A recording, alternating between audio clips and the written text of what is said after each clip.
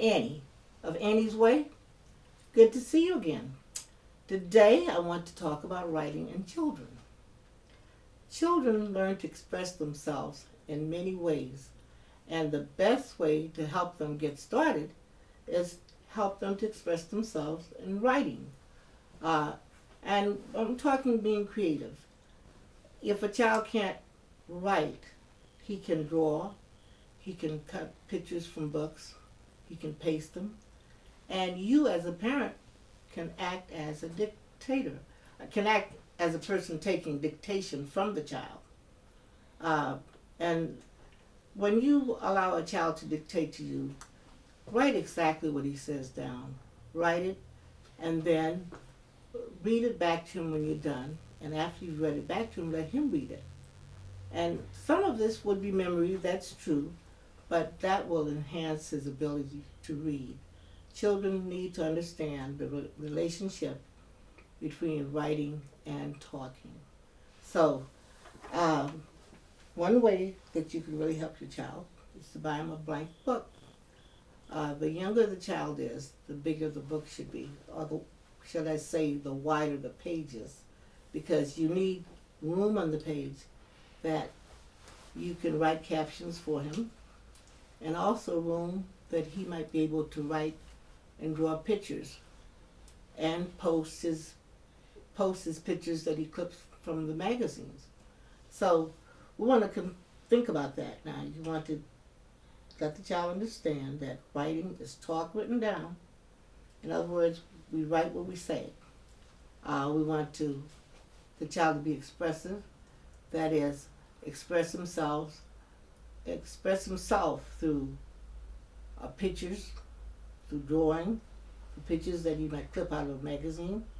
If he clips a picture from a magazine, allow him to paste it or glue it down in his book and furnish you a caption for the picture. Like he might draw a picture, he might cut a picture of a fireman out, and you want to ask him what does he think about it. He might say fireman, or he might say a fireman putting out fire, or he might say a fireman with a hose. Whatever he says, write that down for him. And when you're done, read it back to him and allow him to read it for himself. And a lot of this is memory, that's true, but we have to remember in order to read, and he will get a good start understanding that there's a great relationship between writing and reading. We can combine reading with writing by reading to the child, have the child retell the story, and as he retells the story, write what he's saying down. And when he's done, then you read to him what he told you. And after you've read it to him, up to 3 times, you can allow him to read it back. Kids learn so much from repetition, so we have to help them. Also, when your child has a book, and we might as well call it a journal, he might want you to write for him, and it might be personal to him. And when we say personal, that's his book. And we should never share a child's journal with another person without the child's consent. Sometimes we're so proud of what our children do, we get excited and we want to show it and want to brag about it. And that's a good thing too. The child should know that we're proud of him, but he should know that he takes ownership of his book, his writing, his storytelling, and that would give him an idea of pride, and he would take pride in what he's doing. So now, to review, we want the child to start expressing himself. We want you to take dictation, write for the child, allow the child to read it after you've read it to him, and then we want to do what we call posting it. In his journal, we need to make sure that it's his, that he owns it, and that we're not trying to use it for show.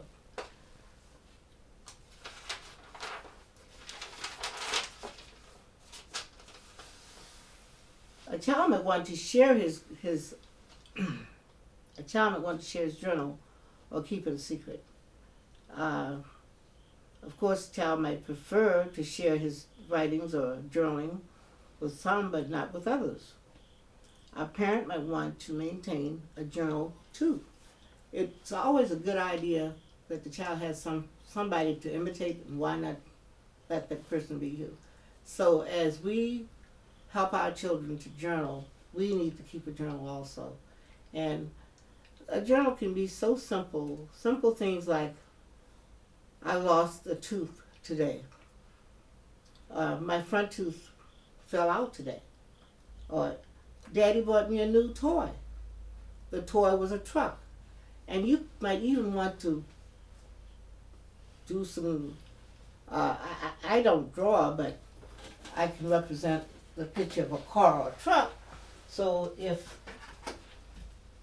I wanted to, if I were journaling, I might say, Daddy bought me a car today, and I might decide that, okay, I'm going to draw a picture of my car. And the average kid can probably do better than I'm doing, but there's nothing wrong with being proud of what you do. So allow the child, to draw some, cut out pictures and paste the pictures, and make sure that whatever he tells you to write, you write it under the picture, like maybe the car is a red car. And if he's maybe 2 or 3 years old and he doesn't write yet, you can write it for him and show him how you do it. And then when you're done, make sure you let him tell you what's there and tell him to read it. Okay, red car. And he'll remember well, because it's his idea, it's his car, he drew it, and he knows his colors. That's important too. He might want to one day write in his journal, my teacher did not come to school today. And he might want to draw a picture of his teacher. And if he wants to draw a picture of his teacher, she might look like that might be the best he can do, but it's his picture. Let him draw what he wants to draw, and as long as you know what it is, or he knows what it is, that's successful. And you want to put teacher, because that's his teacher. Or he might know her name. She could be Miss Brown. So, after drawing a picture of his teacher, and writing the word teacher, and then writing Miss Brown, of course he'll say teacher, Miss Brown. And that's a way of encouraging children to read even before they are started in school.